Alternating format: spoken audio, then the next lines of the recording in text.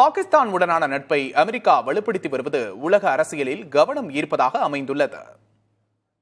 Trump மீண்டும் அதிபரான பின்பு பாகிஸ்தானுடன் நெருக்கத்தை அதிகரித்து வருகிறார்.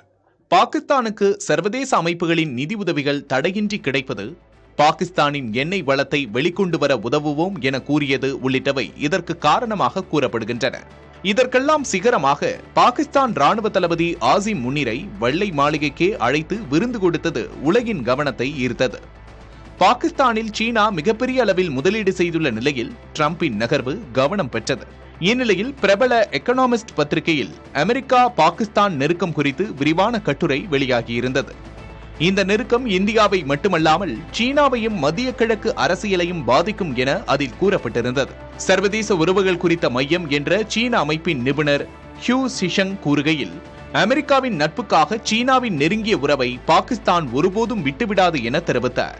அமெரிக்கா பாகிஸ்தான் நட்பு குறித்த அதிர்வுகள் தற்காலிகமானதே என்றும் இது சீனா பாகிஸ்தான் இடையிலான வலுவான அடித்தளம் கொண்ட உறவை அசைத்து விடாது என்றும் தெற்காசிய பொருளாதார விவகாரங்களுக்கான மையத்தின் ஆராய்ச்சி நிபுணர் ஜெசி வாங் கூறியுள்ளார்.